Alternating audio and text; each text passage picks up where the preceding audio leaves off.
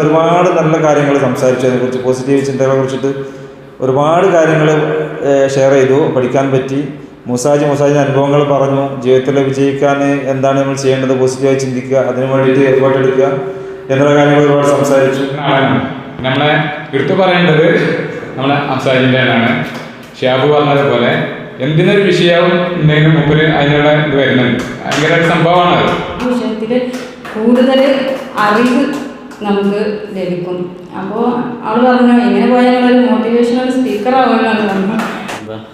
Positive energy നല്ലോണം കൂടിയിട്ടുണ്ട്. ഇനിയും അടുത്ത ആഴ്ച ക്ലാസ് മുടക്കാണ്ട് വരണമെന്ന് ആഗ്രഹമുണ്ട്. ഇതിന് നമുക്ക് വേണ്ട സപ്പോർട്ട് ഇതിന് വേണ്ടി ചെയ്തു കൊടുത്തിട്ട് ഇതിനൊക്കെ വിജയിപ്പിക്കാൻ നമ്മളൊക്കെ ശ്രമിക്കുക. ഇതിന് പറയുന്ന പേരാണ് ആരംഭശൂരത്വം.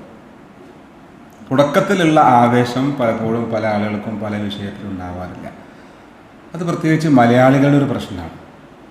മലയാളികൾ മനോഹരമായ നല്ല വീടുണ്ടാക്കും, നല്ല ആശുപത്രി ഉണ്ടാക്കും, നല്ല റോഡുണ്ടാക്കും, ഒക്കെ ഉഷാറായിട്ട്, പക്ഷേ ആ ഉദ്ഘാടന ദിവസം ഉണ്ടാകുന്ന ആ ഒരു താല്പര്യവും ആ ഒരു ശ്രദ്ധയും പിന്നെ ഉണ്ടാവാറില്ല. പൊതുസ്ഥാപനങ്ങൾ പോലും നിങ്ങൾ നോക്കുമ്പോൾ ചില ബാത്റൂമുകളൊക്കെ നമുക്ക് കാണാൻ പറ്റും. ഉണ്ടാക്കിയെന്നൊക്കെ നല്ല വൃത്തിയും കാര്യവും ഉണ്ടാവും, പിന്നെ അത് മെയിൻറ്റെയിൻ ചെയ്യില്ല, വൃത്തിയാക്കില്ല, പിന്നെ അങ്ങോട്ട് നമുക്ക് മൂക്ക് പൊത്തി പോകേണ്ട അവസ്ഥക്കാരം ആകെ വൃത്തികേടായിട്ടുണ്ടാവും. എന്നാൽ ഈ അറബികൾ അതുപോലെ മറ്റ് പാശ്ചാത്യരൊക്കെ അവരെന്ന് വെച്ച് കഴിഞ്ഞാൽ അവർ മെയിൻറ്റെയിൻ ചെയ്യാൻ നല്ല മിടുക്കരാണ്. നമ്മളൊക്കെ ഗൾഫിലൊക്കെ പോകുമ്പോൾ കാണല്ലോ, ചെറിയൊരു ഓഫീസാണെങ്കിലും അത് ക്ലീൻ ചെയ്യാനായിട്ട് ഒരാളെ വെച്ചിട്ടുണ്ടാവും, ക്ലീൻ ചെയ്യാനായിട്ട്. നമ്മളെ പള്ളികൾ മദ്രസകളൊക്കെ നമുക്ക് ചിലപ്പം കാണാം, നമ്മൾ മൂക്ക് പൊത്തിയിട്ടാണ് ആ ബാത്റൂമിലേക്കൊക്കെ പോവുക, കഴുകിയിട്ട് മാസങ്ങളായിട്ടുണ്ടാവും. ഇത് നമ്മുടെ പരാജയത്തിൻ്റെ പ്രധാന കാരണമാണ്. നമ്മൾ തുടങ്ങുമ്പോൾ എങ്ങനെയാണോ ആ താല്പര്യവും, ഒരു സ്ഥാപനം പോലും ഉദ്ഘാടനം ചെയ്യുമ്പോൾ നമ്മൾ വലിയ ലക്ഷക്കണക്കിന് രൂപ കൊടുത്ത് സിനിമാ നടന്മാരെ കൊണ്ടുവരും, അല്ലെങ്കിൽ പ്രശസ്തരെ കൊണ്ടുവരും. പക്ഷേ ആ ഉദ്ഘാടന ദിവസം ഉണ്ടാകുന്ന ആ ഒരു താല്പര്യവും ആത്മാർത്ഥതയും അല്ലെങ്കിൽ ആ പ്രവർത്തനങ്ങളും പിന്നെ അങ്ങോട്ട് ഉണ്ടാവില്ല. പിന്നെ 2-3 കൊല്ലം കഴിയുമ്പോഴേക്കും ആ കട കൂട്ടി പോയിട്ടുണ്ടാവും.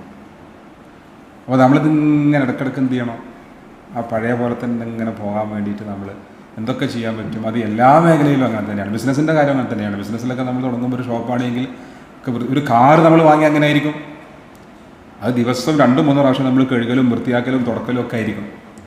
6 മാസം കഴിഞ്ഞാലോ പിന്നെ കഴുകില്ല, അടുത്തേക്ക് പോവില്ല, പിന്നെ അങ്ങോട്ട് കണ്ടു കഴിഞ്ഞാൽ ആകെ പൊടി പിടിച്ച്.